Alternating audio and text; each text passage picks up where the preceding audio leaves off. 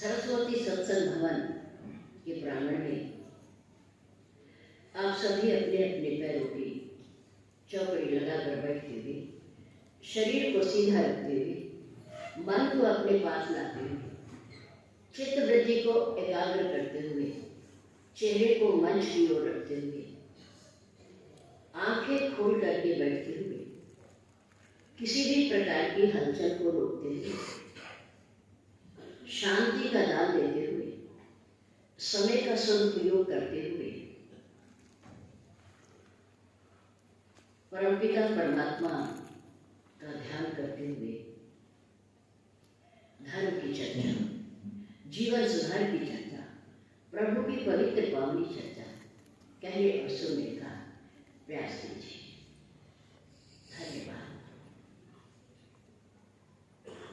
मंच के माध्यम से आप सभी ने सुना कि हमारे आराध्य देव श्री राम लला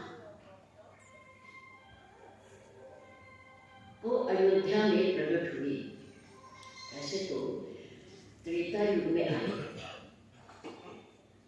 और भक्तों की भावना के अनुसार परमात्मा सर्वव्यापी है, कण कण में व्याप्त है, पर फिर भी एक वर्ष पूर्ण हुआ तिथि के हिसाब से, दिनांक नहीं, दिनांक तो 22 जनवरी थी, लेकिन तिथि के हिसाब से द्वादशी तिथि है आज। उसके हिसाब से हमारे शासन ने, प्रशासन ने और वहाँ के आचार्यों ने 11 जनवरी का दिन निश्चित किया। बहुत बड़ी संख्या में आप जैसे भक्त लोग, राम चरणारविंद अनुरागी वहाँ पहुँचेंगे दर्शनार्थ। अच्छी बात है। अपने तीर्थों का गौरव, अपने देवी देवताओं की महिमा वो भक्त ही बढ़ा सकते हैं। बहुत प्रसन्नता होती है जब कोई आकर के ये कहता है कि उस मंदिर में, उस तीर्थ पर बहुत बड़ी भीड़ है, जन समुदाय है, अच्छा लगता है। ये सनातन धर्म की अपनी महिमा है, प्राचीनता है, बट वृक्ष है सनातन धर्म। इसकी जड़ें कितनी गहरी हैं और कहाँ तक है, कब से है, किसी को कुछ नहीं पता। आप और हम सभी भाग्यशाली हैं कि ऐसे धर्म में हमारा और आपका जन्म हुआ है और पूज्य माता पिता के सानिध्य में लालन पालन हुआ है और आध्यात्मिक ज्ञान प्राप्त करने के लिए परम पूज्य श्री सद्गुरुदेव जी जैसे निस्वार्थ भाव से देश और समाज की सेवा करने वाले हमें सद्गुरुदेव के रूप में प्राप्त हुए। बोलिए श्री सद्गुरुदेव महाराज की जय। सद्गुरु एक ऐसा तत्व है, एक ऐसा ज्ञान है, एक ऐसा दर्शन है जिसके बिना मनुष्य का जीवन अधूरा है। दानव मानव सभी को देवता, सभी को मार्गदर्शन के लिए एक गुरु की आवश्यकता होती है। स्वर्ग में बैठे हुए शुभ कर्म करने वाले, हर प्रकार का सुख भोगने वाले देवताओं के पास भी एक सदगुरुदेव हैं, ज्ञानी हैं, ब्रह्मा जी के पुत्र हैं, विधि के ज्ञाता हैं और त्रैलोक के तीनों लोकों की जानने वाले हैं। उनका शुभ नाम है सदगुरु बृहस्पति देव। आप जानते हो, हर सप्ताह में आने वाले बृहस्पतिवार को आप कथा भी पढ़ते होंगे और सुनते भी होंगे। और मानव मनुष्य मृत्यु लोक में जन्म लेकर के आवागमन को मिटाने के लिए, भाव बंधन को काटने के लिए, मुक्ति प्राप्त करने के लिए, मोक्ष की प्राप्ति के लिए अपनी भावना के अनुसार हम लोग भी एक सदगुरुदेव का चयन करते हैं, चुनाव करते हैं, जिनके श्री चरणों में बैठकर हम ज्ञान प्राप्त करते हैं, भक्ति के पथ पर चलते हैं और हमें शुभ कर्म करने की प्रेरणा मिलती है। इस सदगुरुदेव है। नंबर 3, दानव, हिंसा प्रधान, राक्षस लोग, दुष्ट बुद्धि जिनकी होती है। राक्षसों के कोई सींग नहीं होते, वो पशु नहीं होते, होते मनुष्य भी हैं, लेकिन सुमति ना होकर के जिनके हृदय में कुमति होती है, दुष्ट बुद्धि होती है, जिन्हें हमेशा कुमार्ग प्रिय होता है, जो देवताओं के विपरीत चलता है, जो दूसरों को दुख देकर के प्रसन्न होता है, खुश होता है,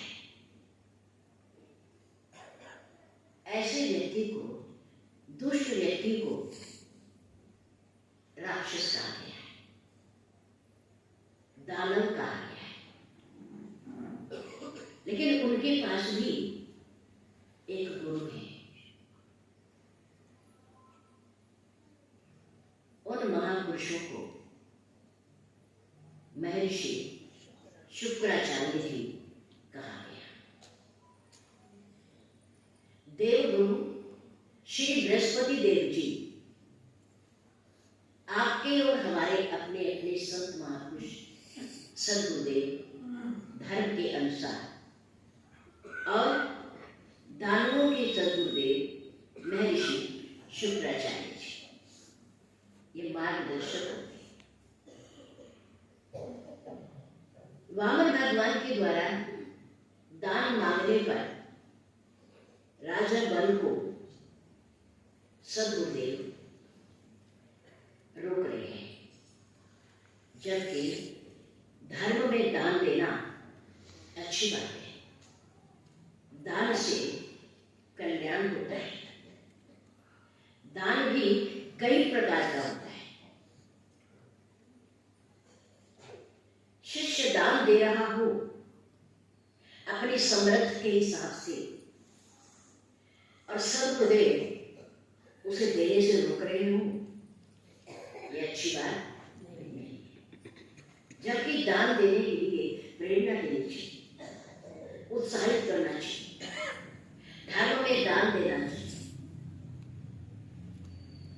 चारों युगों में धर्म रूपी बैल के 4 पैर हैं। कितने पैर हैं? 4। नंबर 1, तप, यज्ञ, कर्म, शुभ कर्म, दान।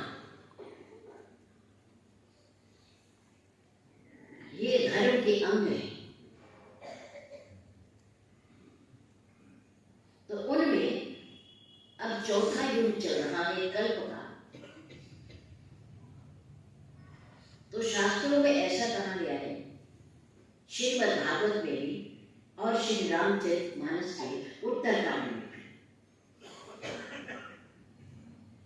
प्रकट चार पद धर्म के, धर्म रूपी बैल के चार पैर,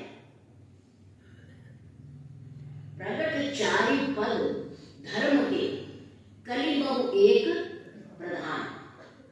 ये कलयुग है, कली चौथा पहर चल रहा है। धर्म रूपी बैल के 3 पैर टूट गए हैं, 3 पैर टूट गए हैं, 1 पैर बचा है,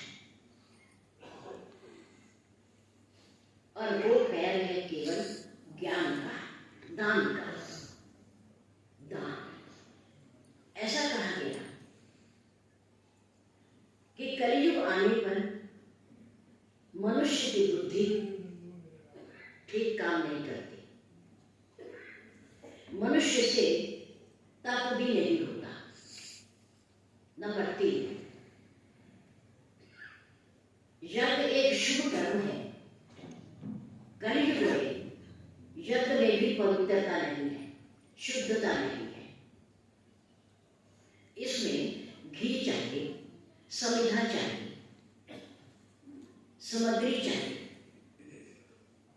और मंत्रों की शुद्धि चाहिए यज्ञ करते हुए। लेकिन ये चारों बातें नहीं है, इनमें शुद्धता नहीं है, आप सब जानते हो। घी में शुद्धता नहीं है। आम के वृक्ष की समिधा से यज्ञ किया जा रहा है, और आप ये भी जानते हो कि आजकल आम की समिधा मिलना बड़ा कठिन है, बहुत मुश्किल है।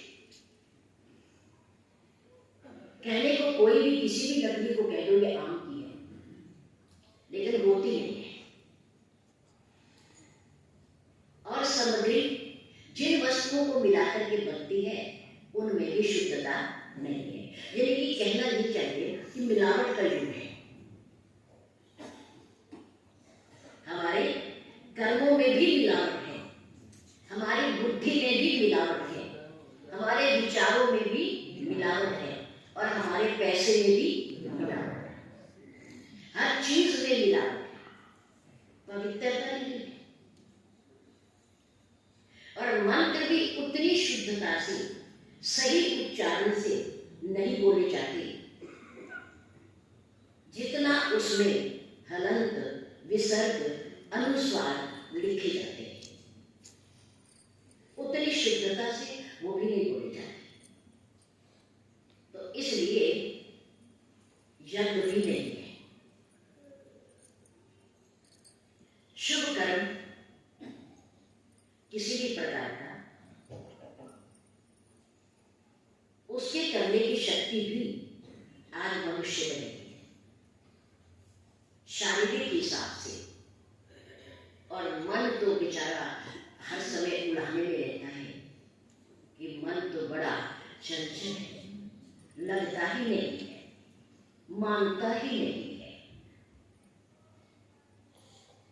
जबकि मन का कोई दोष नहीं होता। तो इसलिए हर वस्तु में मिलावट है। इसलिए शास्त्रों ने कहा कि धर्म रूपी बैल का 1 पैर कलयुग में बचा हुआ है, और वो है दान। येन केन विधि दीनी, छूट दे दी शास्त्रों ने, महापुरुषों ने, विद्वानों ने। दाएं हाथ से दो, बाएं हाथ से दो, नंबर 2 का दो, अशुद्ध दो, अच्छी भावना से दो, बुरी भावना से दो, अहंकार बस होकर के दो, अपनी ख्याति के लिए, नाम के लिए दो, किसी भी प्रकार से दो, पर दान से हमेशा कल्याण होता है, कल्याण होता है। मानसिक भी दान होता है, शारीरिक भी दान होता है। तन की सेवा, मन की सेवा, अन्न की सेवा, धन की सेवा, किसी भी प्रकार से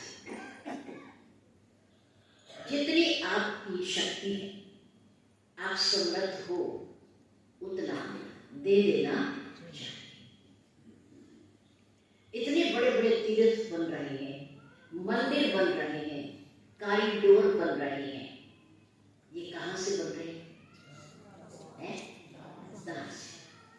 आप लोगों के दिए हुए दान से बन रहे हैं। आप लोग दान दे रहे हो, ये किसी भी प्रकार से, जिस प्रकार से, जितना भी दे सकते हो, आप दान दे रहे हैं। और दान दाताओं की राशि से ये सब बन रहा है। इतना भव्य मंदिर श्री काशी जी में, इतना सुंदर विशाल और भव्य मंदिर श्री अयोध्या जी में, अब मथुरा जी में भी बनने जा रहा है। जहां जहां प्राचीन मंदिर में तीर्थ है, उनको सुधारा जा रहा है। और सुधारने के बाद भी, आपकी दान राशि लगने के बाद भी, संस्थाओं के पास बड़ा पैसा है, बड़ा पैसा है। वो किसने दिया? आप लोगों ने दिया। नंबर 1 का दिया, नंबर 2 का दिया। शारीरिक सेवा की, मानसिक सेवा की, बौद्धिक सेवा की, धन की सेवा की, अन्न की सेवा की। इतने भंडारे बता नहीं सकते। श्री अयोध्या जी में जब प्राण प्रतिष्ठा श्री मंदिर जी में, लोगों को किसी होटल में या धर्मशाला में खाने की जरूरत नहीं। इतने भंडारे, ये अन्न का दान है, अन्न का दान कलयुग में ही प्रधान है। इसलिए धन्यवाद के पात्र मृत्यु लोक में मनुष्य देह प्राप्त करके ऐसे महान सदगुरुदेव जी के श्री चरणों में बैठकर हमें कुछ कहने और सुनने का सुअवसर प्राप्त हो रहा है।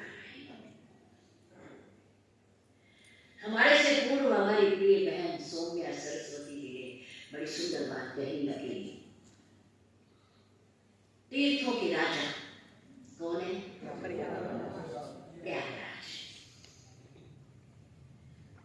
उनको संगम भी कहा गया है।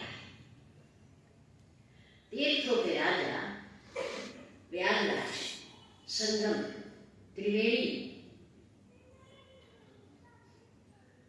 3 नदियों का वहां संगम होता है। उन 3 नदियों में कौन कौन सी नदी है? पवित्र नदियां कौन कौन सी है? गंगा, श्री गंगा। नंबर 2 श्री जमुना जी, और नंबर 3 सरस्वती जी। तीनों पवित्र नदियों का, इनका उद्गम स्थान बड़ा पवित्र है। गंगा जी भगवान के श्री चरणों का चरणामत है। ब्रह्मा जी के कमंडल से उतर कर नीचे आई है। कहाँ? शंकर जी की जटाओं में। और उन जटाओं में से एक धारा, पूरी नहीं, अगर पूरी आ जाती तो दुनिया में प्रलय हो जाती। एक धारा बहकर नीचे आई, हरिद्वार से होती हुई अन्य अन्य तीर्थों पर उसका प्रभाव है। नंबर 2 श्री यमुना जी, रवि नंदिनी, सूर्यपुत्री, यमराज की बहन कौन है? श्री यमुना जी। गंगा जी का जल हरित वर्ण का है, हरित हरा। यमुना जी के जल का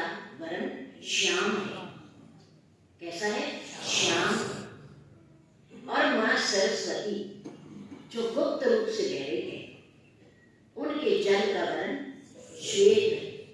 कैसा है?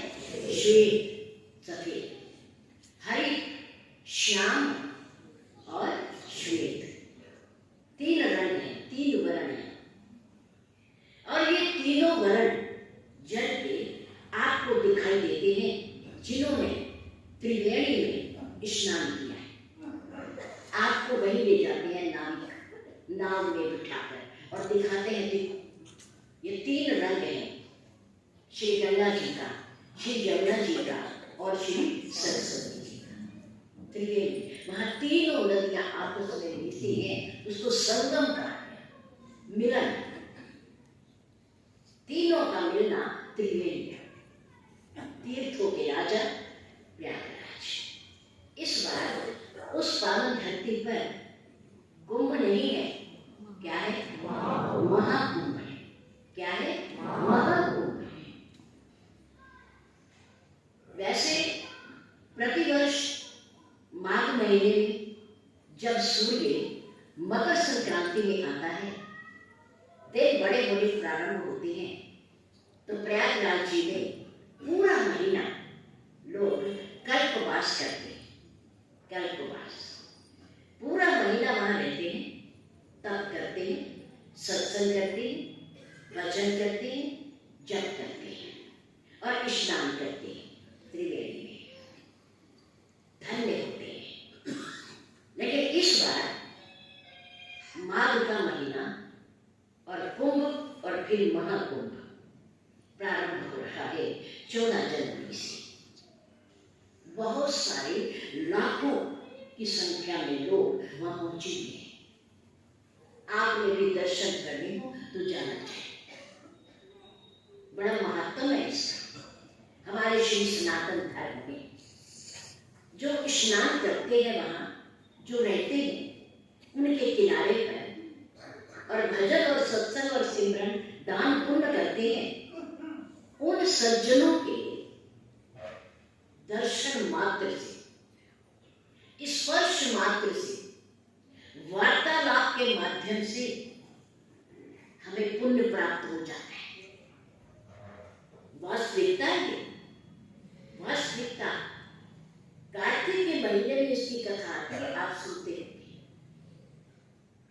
कि जो तीर्थ करता है, तीर्थ में दान पुण्य करता है, तप करता है, जप करता है, उनके दर्शन मात्र से, उनसे वार्तालाप से भाग्यशाली हो, पुण्यवान हो, समर्थ है आपके पास, शारीरिक शक्ति है आपके पास, हम भी आपके दर्शन करके तर जाएंगे। ऐसे इस प्रकार की जो बातें करता है या उनसे भजन सुनता है या सुनाता है, उसका भी कल्याण हो जाता है, उसको भी पुण्य मिलता है, भले स्नान न कर पाए। वार्तालाप से, स्पर्श से, दर्शन मात्र से उनका कुछ न कुछ पुण्य का हिस्सा हमें भी मिल जाता है, हमें भी मिल जाता है। अगर आप जाएं, स्नान ना कर पाए, तो ये कार्य तो आप कर ही सकते हैं। अगर जाओगे तो स्नान तो अपने आप ही हो जाएगा। स्नान नहीं होगा तो उनके जल से मुंह हाथ तो आदमी धो लेगा, कुछ ना कुछ तो कहीं हो ही जाता है। त्रिवेणी, श्री गंगा जी, श्री यमुना जी और श्री सरस्वती, 3 नदियों का वहां संगम होता है, महाकुंभ है। ये 3 नदियां हमारे ज्ञान, भक्ति और कर्म की प्रतीक है। त्रिवेणी यानी कि 3 हमारे 4 पदार्थ माने गए हैं। हमारे शास्त्रों में 4 की विशेष है। श्री रामचरितमानस में 4 की बड़ी महत्ता है। और देवों में प्रथम पूज्य गणपति देव जी को भी चतुर्थी बड़ी प्यारी है। गणेश चतुर्थी मनाई जाती है दोनों पक्षों में, कृष्ण पक्ष में भी और शुक्ल पक्ष में। बहुत सारे लोग व्रत भी करते हैं। तो ये 4 अंक का बड़ा महत्व है हमारे श्री रामचरितमानस में। हमारे सनातन धर्म में 4 पदार्थ हैं, आप जानते हैं? 4 पदार्थ कौन कौन से? नंबर 1 धर्म, क्या है? नंबर 2 अर्थ, धन संपत्ति। नंबर 3 काम, इच्छाएं, कामनाएं। नंबर 4 मोक्ष। नंबर 4 पदार्थ। 4 पदार्थ, 4 युग एक कल्प में, एक कल्प में 4 युग। एक दिन में 4 प्रहर, एक दिन में 4 प्रहर। और हमारे श्री रामचरितमानस में 4 प्रकार की धरती, 4 प्रकार के राजा। 4 का बड़ा महत्व है। भगवान श्री राम जी के 4 नाम, वैसे अनेकों नाम हैं, अनेकों अनगिनत, लेकिन 4 नाम ऐसे हैं जो बार बार लिए जाते हैं, विशेष लिए जाते हैं। 4 नाम। मां शक्ति स्वरूपा सीता जी के 4 नाम, 4 नाम। और 4 धाम, 4 धाम जानते हो? 4 धाम जिनकी यात्रा की जाती है, कौन कौन से हैं? आपने करी हो, आप लोगों में से वैसे बहुतों ने करी हुई है, ऐसी बात नहीं है। एक तो 4 धाम ये हमारे उत्तराखंड में है, श्री बद्रीनाथ जी, श्री केदारनाथ जी, श्री गंगोत्री और श्री यमुनोत्री। 4 चौपाई। वैसे इनमें मुख्य श्री केदारनाथ जी धाम है। इन चारों के दर्शन हो जाए तो बहुत ही अच्छी बात है। चारों के हो जाए, फिर भी एक ही धाम गिना जाएगा। नंबर 2 कौन सा है? श्री जगन्नाथ जी धाम। और तीसरा कौन सा है? श्री द्वारका जी। आप लोगों ने करी, दर्शन किए तो याद रखा। और चौथा श्री रामेश्वरम, जिसकी स्थापना त्रेता में भगवान श्री राम जी ने कहाँ की थी? समुद्र के पुल बनने से पहले। उधर पुल बन रहा था और इधर भगवान श्री राम अपने इष्ट देव भोलेनाथ भगवान शंकर जी का मंदिर बना रहे थे। मंदिर त्रेता युग से अब तक लोग उनके दर्शन करें, दर्शनार्थ जाते हैं। तो 4 धाम क्या है ये? 4 धाम। इन चारों की यात्रा जो कर लेता है वो 4 धाम की यात्रा कर लेता है। 4 प्रकार की मुक्ति है। मुक्ति जिसे हम मोक्ष कहते हैं। क्या कहते हैं? मोक्ष। मोक्ष में आवागमन के बंधनों को काटना, फिर दुनिया में ना आना, मृत्यु लोक में ना आना, ये मुक्ति है, ये मोक्ष है। और ये भी 4 प्रकार की है। कितने प्रकार की? मुक्ति है एक, लेकिन उसके प्रकार कितने हैं? 4।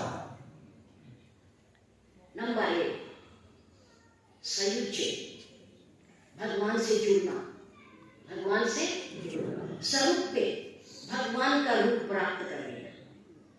भगवान का स्वरूप ही भक्त, भगवान की भक्ति करते करते उन्हीं का स्वरूप हो जाते हैं। सालोक के भगवान के लोक में पहुंच जाना, भगवान के लोक में पहुंच जाना, फिर ना आना जन्म मरण के चक्कर में। समीप पे भगवान के समीप जा बैठना, भगवान के समीप जा बैठना। भरतलाल जी ने कहा मुझे मुक्ति नहीं चाहिए, अपनी अपनी भावना है भक्तों की।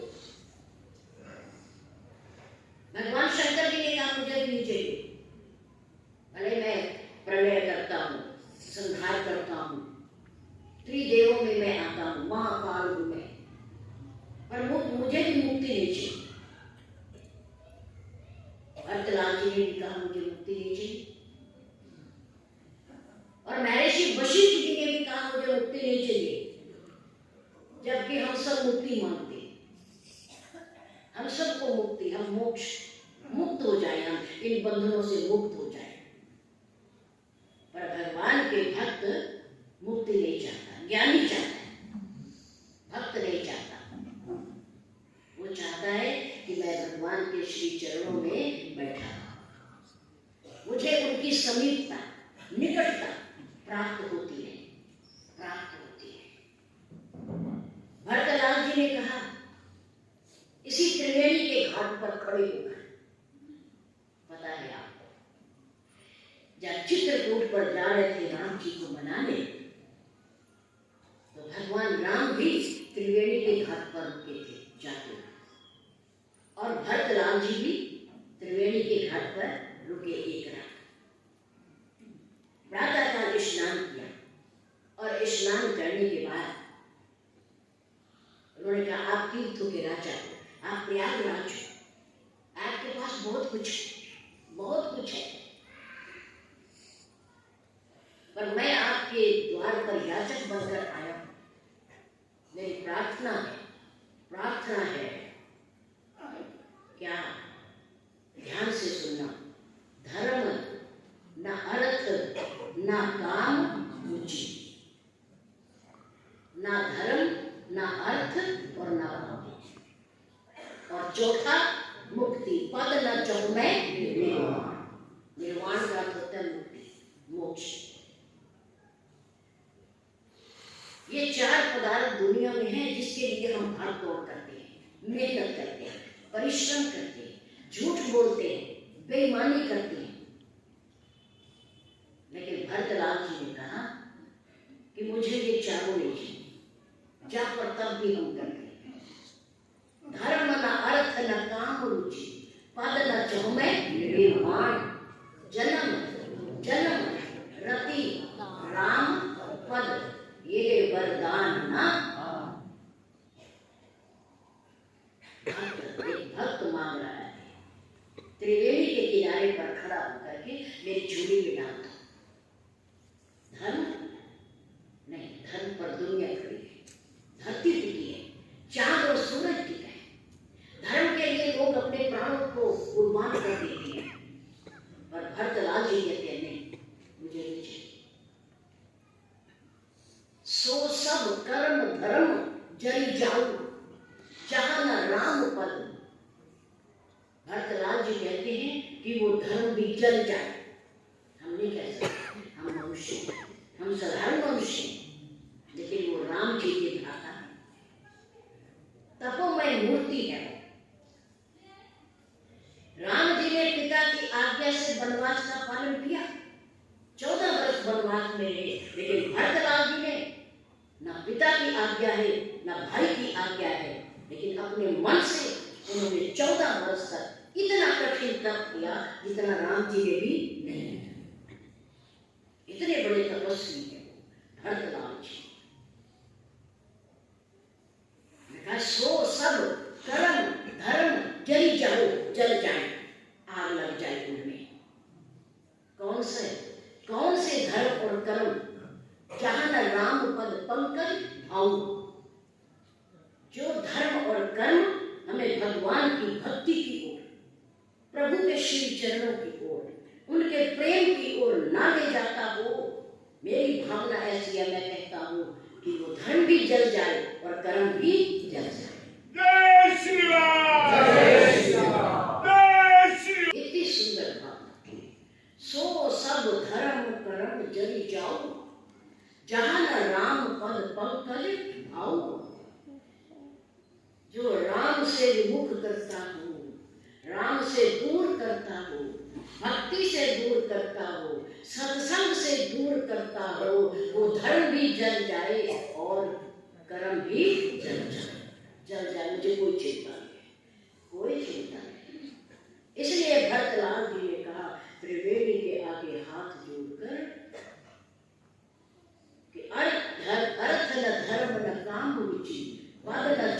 निर्वाण, जन्म जन्म रति राम पद, यह वरदान ना आन में ना दूसरा।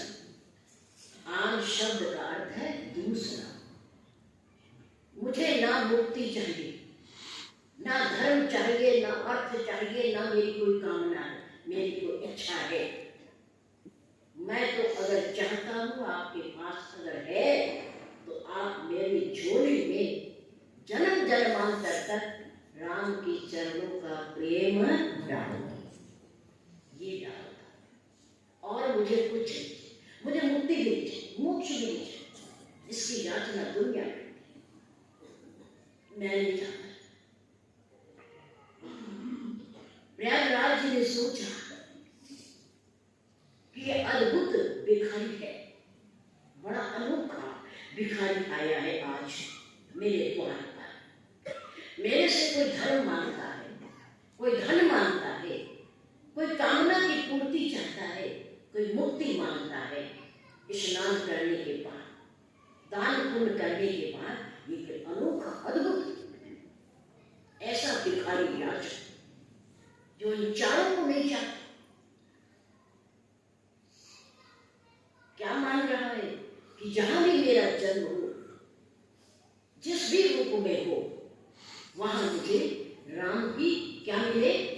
भक्ति मिले, राम का प्रेम मिले। मैं और कुछ नहीं चाहता, बस मैं यही चाहता हूं। ऐसे सुंदर त्रिवेणी के किनारे पर खड़े होकर जो चार पदार्थों में से भरतलाल जी ने चारों को नकार दिया, मुझे नहीं चाहिए। ये चारों वहां मिलते हैं, देवी देवता भी चारों देते हैं, पांचवा पदार्थ है ही नहीं नाम का। लेकिन भरतलाल जी ने कहा नहीं है, और मुझे आशीर्वाद चाहिए आपसे कि मेरा उनके श्री चरणों में प्रेम पड़ा है। राम ही केवल जान ले भी सो भरतलाल जी ने जाना, हमने नहीं जाना। हम इन चारों पदार्थों में अटके रहते हैं, हमने नहीं जाना। लेकिन भरतलाल जी ने जाना, महर्षि वशिष्ठ ने जाना, भगवान शंकर ने जाना, हमने नहीं जाना। जो जानता है वो यही मानता है। क्यों? क्योंकि इसके सिवा दुनिया में और कुछ है ही नहीं। है तो मिट जाने वाला, मिट जाने वाला, छिन जाने वाला, छिन जाने वाला, अपना नहीं है। कहने को ये शरीर अपना है, कहने को ये शरीर अपना है। मेरा सिर है, मेरी आंखें हैं, मेरा कान है, मेरे हाथ है, कहने को अपने हैं, पर वास्तव में ये अपना नहीं। दुनिया में कहने को कोई अपना नहीं, पर सारे अपने, सारे अपने, पर कहने को कोई अपना। शरीर भी यही घर पे ले जाता है, और तब तो उसमें से निकल के चला जाता है। और दुनिया वाले भी आखिर कहां तक पीछे चलते हैं? शमशान घाट, फिर वापिस। प्रभु का प्यार, उसकी भक्ति, ईश्वर ही अपना है, अपना था, अपना है, और आगे भी अपना ही रहेगा। कहने को भी, मिलने को भी, प्राप्त होने को भी, मुक्ति होने के बाद भी ईश्वर अपना है। दुनिया अपनी पर है सब अपने, है सब अपने। ईश्वर अंश, जीव का विनाशी, चेतन अमन, सहज सुख राशि। इस नाते से, इस संबंध से सब अपने हैं, क्योंकि इन सब के अंदर कौन बैठा? परमात्मा। जो यहाँ है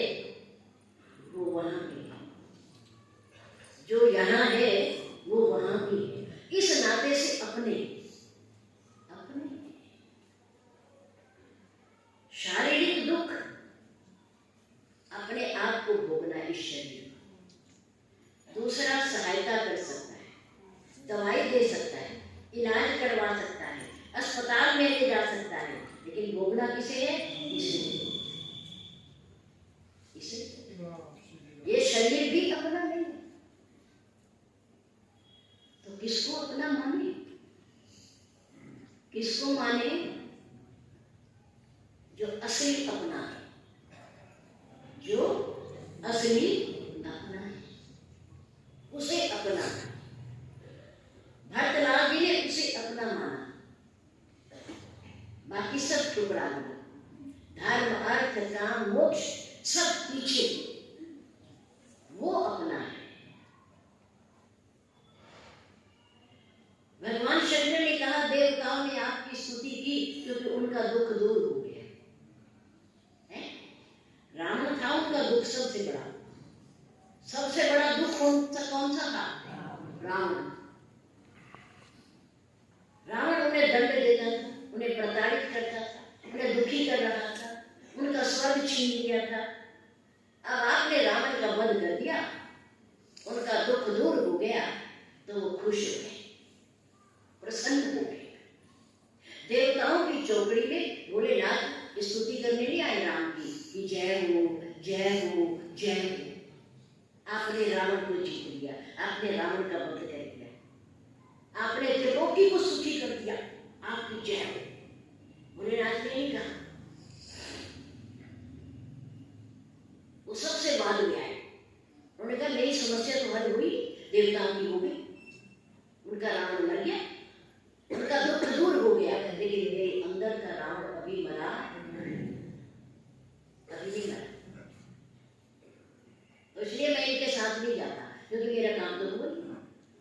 मैं अलग से जाऊंगा, प्राइवेट बैठ के बात करूंगा कि मेरा रावण कब मारोगी, मुझे सुखी कब करोगे। मैं अलग से एकांत में, है ना, जिसने अपनी पर्सनल बात कहनी होती है ना, वो एकांत में जाता है किसी के पास, है। तो भोलेनाथ ने कहा नहीं, मैं समूह में नहीं जाने का, मैं अलग से जाऊंगा। इनका भले ही रावण मर गया, दुख दूर हो गया, इनकी समस्या का हल हो गया, लेकिन मेरी समस्या का हल अभी एकांत में। जब सब देवी देवता चले गए तो आए शंभु सुजान, भगवान आए और हाथ जोड़ करके प्रार्थना, कहा प्रभु मेरी समस्या कुछ देवताओं से अलग है, इसलिए मैं एकांत में आपसे कहने आया हूँ। उनका रावण आपने मार दिया, लंका का राजा दशानन, लेकिन मेरे अंदर का रावण अहंकार, असंतोष, अज्ञान, अभी वो मरा। जब उसको मारूंगी तो मेरी समस्या का समाधान होगा। भगवान राम उनकी बात सुनकर मुस्कुराते हैं, क्योंकि भोलेनाथ जी के पास ये कुछ है ही नहीं, ना अहंकार है, ना अज्ञान है, ना मोह है, कुछ भी नहीं। वो तो आदि देव है, महादेव है, काल के भी काल है, उन्हें कोई ये दुख व्याप्त ही नहीं सकता, उनके समीप भी नहीं आ सकता। लेकिन नहीं, प्रभु ने फिर भी कहा, प्रभु आपसे मैं प्रार्थना करता हूं कि मेरा जो अहंकार है, अज्ञान है, मोह है, आप मेरे पर कृपा करो, मुझे आशीर्वाद दो कि मुझे यदा कदा संतों का सत्संग, उनका सानिध्य मुझे प्राप्त होता है। भक्ति सदा सत्संग, भक्ति सदा सत्संग। आपकी भक्ति में मैं लगा रहूं। सती को भेजा भगवान राम की परीक्षा लेने, उनकी भावना थी, इच्छा थी कि मैं परीक्षा के बिना नहीं मान सकती कि ये राम है, ये भगवान है, या मामूली मनुष्य, नहीं मान सकती।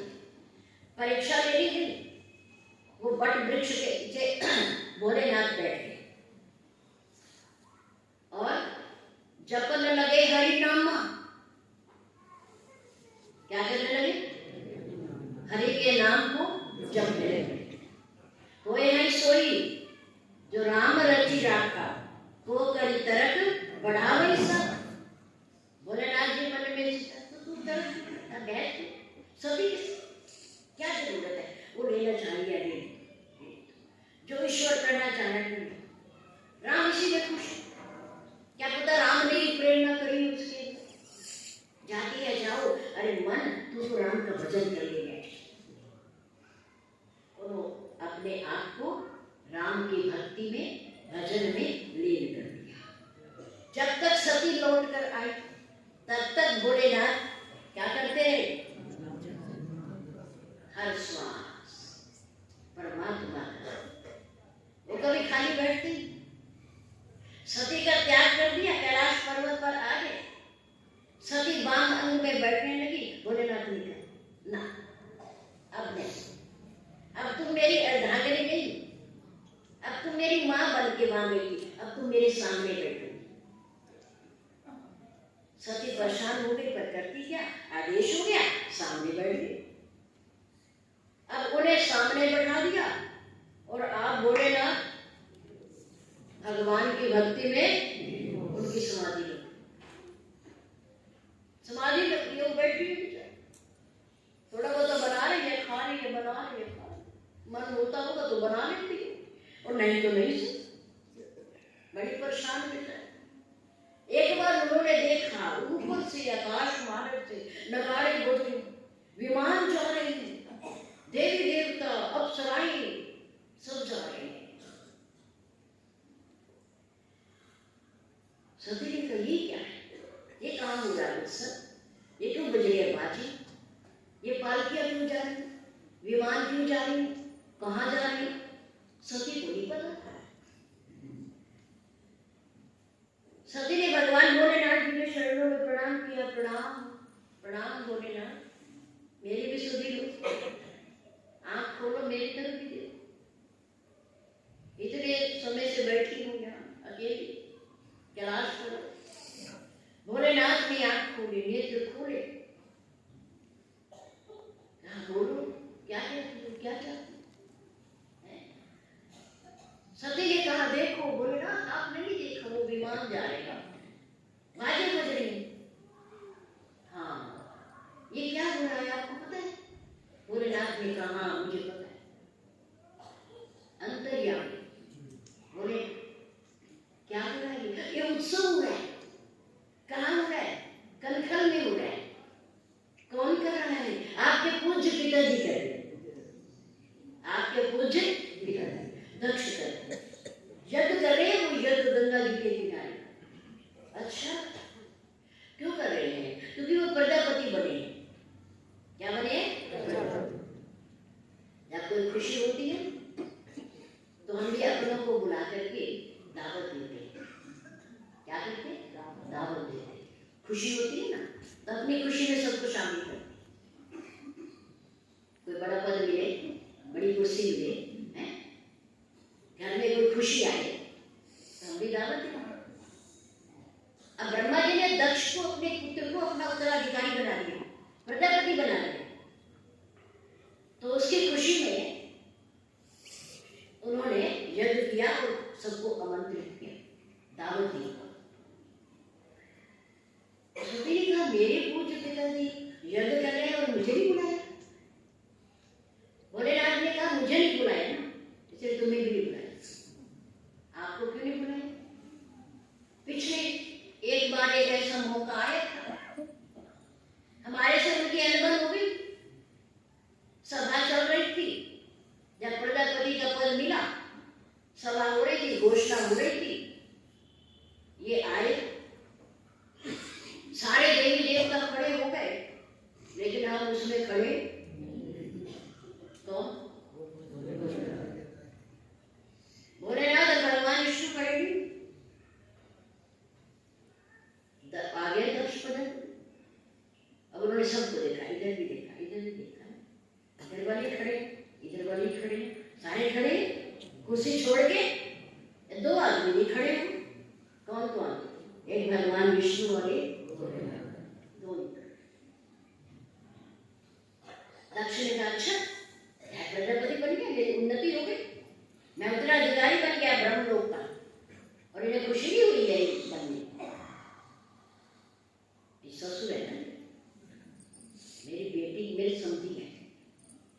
दक्ष प्रजापति की कन्या भोलेनाथ जी सती, मेरे दामाद है ये दामाद, और दामाद होकर के खड़े नहीं हो रहे, मेरा सम्मान नहीं है।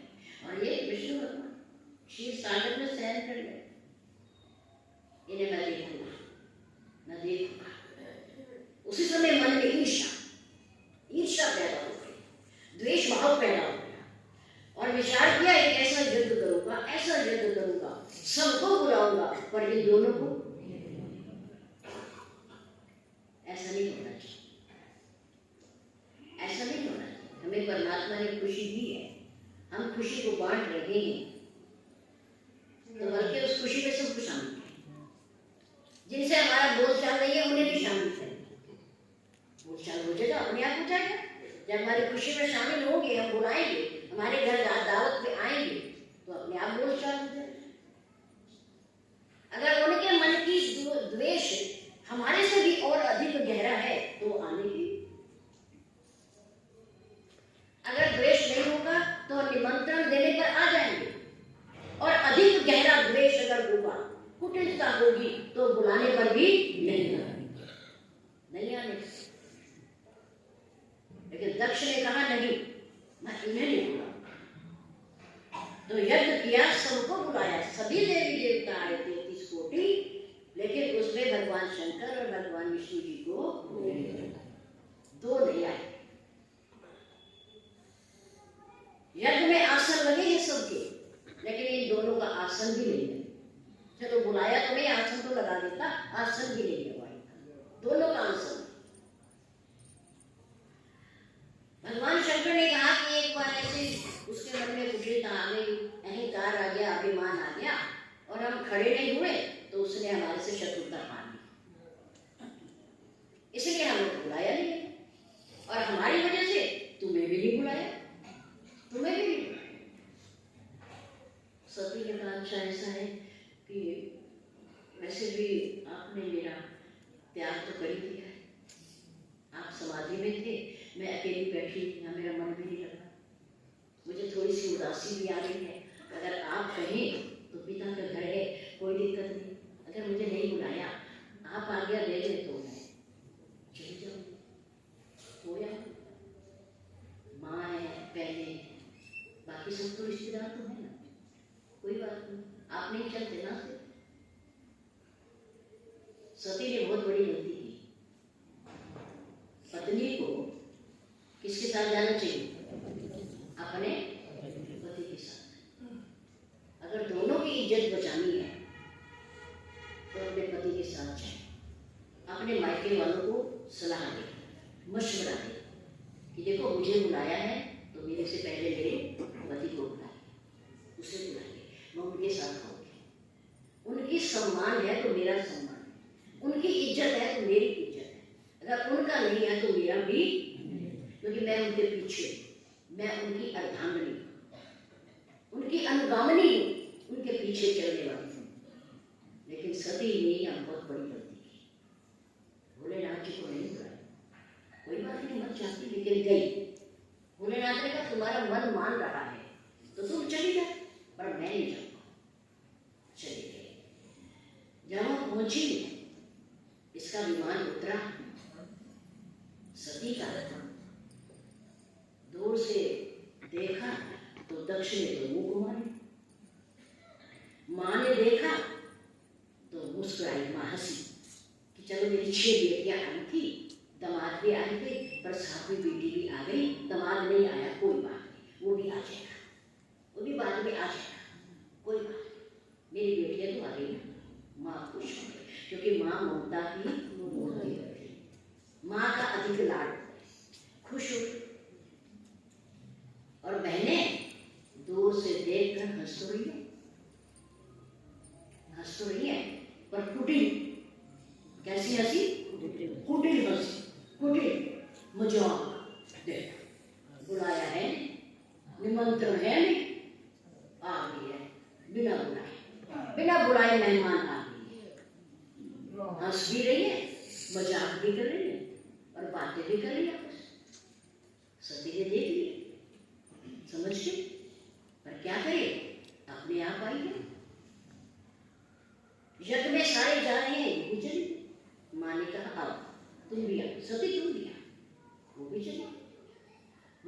सबको देखा, सब देवी देवताओं को देखा, दो को नहीं देखा, दो को ना अपने पतिदेव को और ना भगवान विष्णु, दो को नहीं देखा। और देखा नहीं, उनका आसन भी नहीं, यज्ञ में भाग भी नहीं। ये दोनों भगवान विष्णु और भोलेनाथ ये यज्ञ के प्राण हैं। एक शरीर है, एक प्राण है। जिस यज्ञ में न शरीर होगा न प्राण होंगे वो यज्ञ सफल कभी नहीं, कभी नहीं। ये दोनों ने सती जी का ये कैसे है, ये तो हो ही नहीं सकता, गलत। उस समय सती को इतना क्रोध आया, इतना गुस्सा आया और अपने अंदर योग अग्नि प्रकट की, योग अग्नि प्रकट की और उसमें अपने आप को भस्म कर दिया। अनहोनी हो गई, दुर्घटना हो गई, यज्ञ बीच में रुक गया, पूरा ही नहीं हुआ। जहां शरीर नहीं होगा, आत्मा नहीं होगी, प्राण नहीं होंगे, वो सफल कैसे हो सकते? हुआ ही नहीं सकता, ना भोलेनाथ ना भगवान विष्णु। शुभ कर्म, दान पुण्य तब सफल होता है जब उसमें जो अधिकारी होते हैं उनको सम्मान दिया जाए, उनको प्रणाम किया जाए, उनके निमित्त दिया जाए, सुपात्र को दिया जाए, वैसे सफल नहीं। इस बार 2025 जिस स्थान पर आप बैठे हैं, सरस्वती सत्संग भवन पंथ विहार, इसकी रजत 25वां वार्षिक उत्सव है।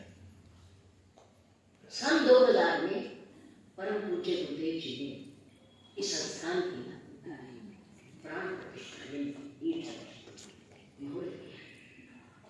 तो 25वें सालगिरह है, वार्षिक उत्सव है, रजत जयंती है। हम सब ने इसे दिल करके बड़े प्यार से मनाना है। समय की चिंता तो आज सूर्य भगवान भी आप पर अपनी कृपा बरसाए। संतों की कृपा बरस रही है तो सूर्य भगवान की कृपा भी क्यों? क्योंकि सर्दी में सूरज की किरणें अमृत है। क्या है? अमृत। इन्हें प्राप्त करने के लिए व्यक्ति कितना अंदर कमरे में बैठा, अगर ये दिखाई दे जाए कितनी अंदर सुख सुविधा हो, कुर्सी पर बैठा हो, निकल कर कहाँ आ जाता है? इन किरणों का सेवन करने के लिए आ जाता है। इनसे ऊर्जा शक्ति मिलती है, ऊष्मा मिलती है, शरीर व्यक्ति का मन प्रसन्न हो जाता है। उन्होंने भी कृपा की है। आज प्रथम दिन पर शनिवार का आज दिन है। 16 तारीख तक यह कार्यक्रम चलेगा। 14 जनवरी को मकर संक्रांति पे ध्वजारोहण होगा, कार्यक्रम होगा, विशेष प्रसाद वितरण भी होगा और वो हमारा इसका शुभ मुहूर्त है 14 जनवरी। हमारे पूज्य गुरुदेव जी हमेशा 3 या 4 दिन का समय 12, 13 और 14 को ध्वजारोहण के बाद, सत्संग के बाद ये विसर्जन होता था। आप सभी को याद होगा, आपने देखा होगा सब। इसलिए आप इन 5 दिनों में, एक प्रयागराज में महाकुंभ है और एक हमारे श्री महाराज जी के चरणों में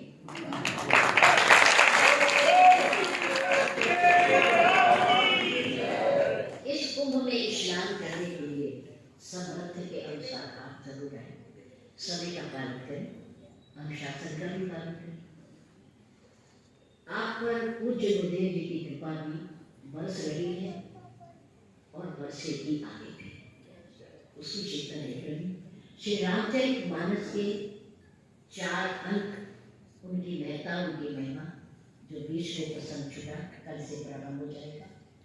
और त्रिवेणी, यहाँ भी त्रिवेणी है सत्संग में भी त्रिवेणी है। और जहाँ कोई महापुरुष निस्वार्थ भाव से बैठकर सत्संग करता है न्यास गति पर, तो वहाँ भी त्रिवेणी का प्रवाह बहता है, उसमें स्नान किया जाता है। आपको धन्यवाद के पात्र, आपका स्वागत सम्मान। महाराज की